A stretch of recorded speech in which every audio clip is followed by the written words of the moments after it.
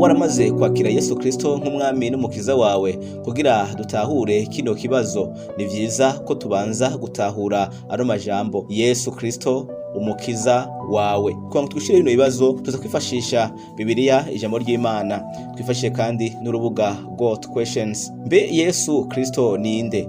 Abantu benshi bokwemeza ko Yesu Kristo ari umuntu mwiza, umwigisha ahambaye canke umuvuga butumwa w'Imana, kandi ibyo byose nivyo, ariko ntibishira ahabona ukuri kuzuye kujanye nawe. Bibiliya iratubwira ko Yesu ari Imana yihaye umubiri. Soma Yohana igice ca mbere ku murongo wa mbere kugeza ku murongo wa 14. Iyo Mana yaje kuri ino si kugira itwigishe, idukize, idukosore, itubabarire kandi idupfire. Yesu Kristo ni Imana umuremyi kandi uhoraho agaba vyose.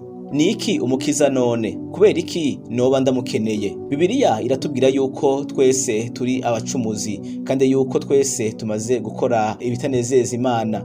Soma Abaroma 3:10 kugeza ku murongo wa 18. Kubw'ivyo dukwiye ishavu no guhanwa kw'Imana. Ingero yo ijanye n'ibicumuro vyacu bibabaza uhoraho Imana.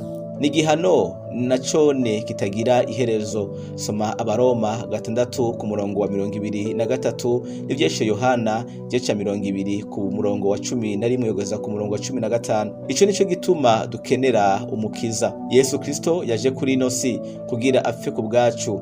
Urupfu rwa Yesu rwarishe ibyo twebwe twari dukwiye kuriha kubera ivyaha vyacu. Usoma mu gice ca 2 Paulo andikiye Abikorinto 5 ku murongo wa 21. Yesu yapfuye kugira ashobore kuriha ingero y'ivyaha vyacu. Esomye Abaroma 5 ku murongo wa 28. Yesu yarishe ivyo twebwe twari dukwiye kuriha. Ukuzuka kwiwe kwerekanye yuko urupfu rwiwe rwashoboye guhanagura ivyaha vy'isi yose. Ico nico gituma Yesu ari we mukiza wenyene. Yosomye Yohana 14 ku murongo wa 6, ivyakozwe n'intumwa 4 ku murongo wa 12. Mbe Yesu n'umukiza wawe? Benshi baza ko kuba umukristo ari kugenda gusenga cyangwa kwirinda ivyaha bimwe bimwe no gucumura.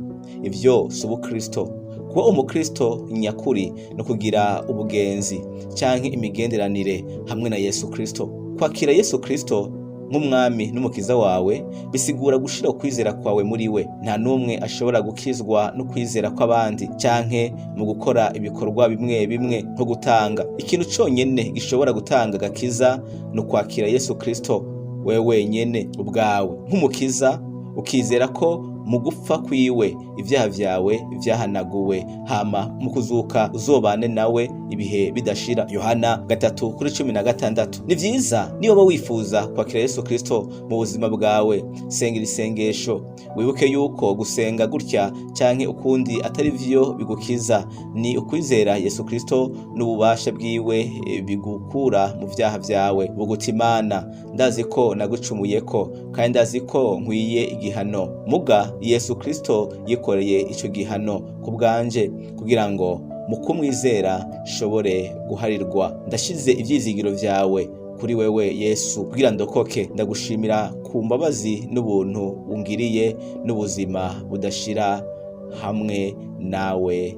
Amen. Urashobora kuba utanyuzwe, urashobora ko hariho vyinshi watahuye cyangwa utatahuye. Urashobora kutwandikira muri commentaire, ndagusaba ko wosangiza abandi kugira partage na j'aime hamwe na s'abonner kugira ngo kino cigwa gishobore gushikira benshi bashoboka.